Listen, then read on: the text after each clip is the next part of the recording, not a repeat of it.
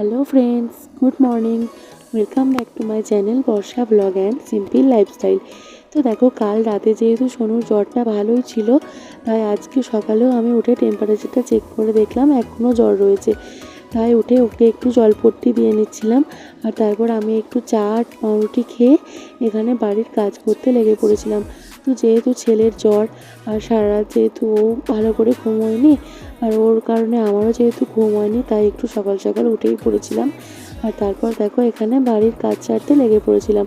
তো আমি এদিকে ঘর মুছছি, আর ও দেখো এখানে বাইরে উঠে চলে এসেছিলো। আর সবসময় বলছিল, মা তুমি একটু শোও না, মা তুমি একটু থাকো না।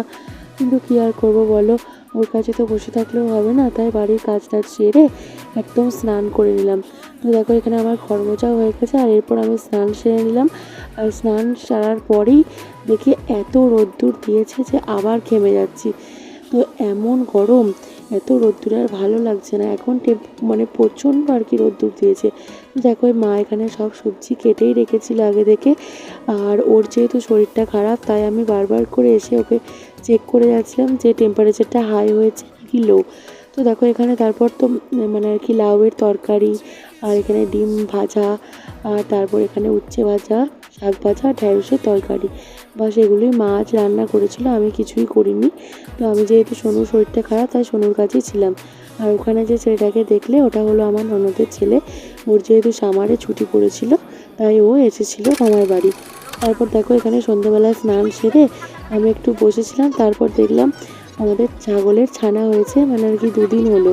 তো ছাগলের যেহেতু বাচ্চা হয়েছে, তাই সোনু তো খুবই খুশি। তাই ওকে নিয়ে একটু সময়টা সন্ধ্যেটা পার করলাম। তো তারপর দেখো এখানে আমি সোনুর একটু সুজি বসিয়ে দিয়েছি, যেহেতু জ্বর এসেছিলো, তাই সেরকম কিছু খেতেও চাইছিল না। আর জ্বরের মধ্যে না ভাত, মুড়ি, তারপর রুটি, ওটস এগুলো কিছুই খেতে চায় না। তাই কি করব না ভেবে পেয়ে একটু সুজি বানিয়ে দিচ্ছিলাম। আর ও দুধ সুজি খেতে ভীষণই পছন্দ করে। তাই এখানে আমি সুজিটা একটু ড্রাই রোস্ট করে নিয়ে, তারপর ওটার মধ্যে একটু জল দিয়ে, ফার্স্ট চিনিটা দিয়ে একটু গলিয়ে নিয়ে, তারপরে একটু দুধ দিয়ে একটু ঘন হয়ে এলে তখন সুজিটা নামিয়ে নিই। তো মানে খুব ঘনও না আর খুব পাতলাও না।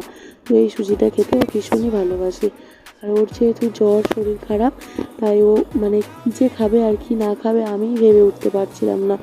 তো তারপর আর কি করব, ওকে সুজিটা করে নিয়ে তখন বাজছিল 9:30। 9:30টার সময় ওকে খাইয়ে নিলাম। ওর যেহেতু শরীরটা ভালোও লাগছিল না, তাই বললো একটু খাইয়ে দিতে, তাই খাইয়েও দিচ্ছিলাম। আর দেখো ও এখানে ওর বডি দেখাচ্ছে, দেখো কত বডি হয়েছে। আর আমি এখানে ওকে ভুলিয়ে ভুলিয়ে খাওয়ানোর চেষ্টা করছি যাতে ও খেয়ে নেয়। তো চলো আমি এখানে ওকে খাওয়াতে থাকি, আর তোমরা আমার ভিডিওগুলো দেখে কমেন্ট করে জানিও যে কেমন লাগছে। ঠিক আছে, চলো আজকের মতো এই পর্যন্ত, টাটা।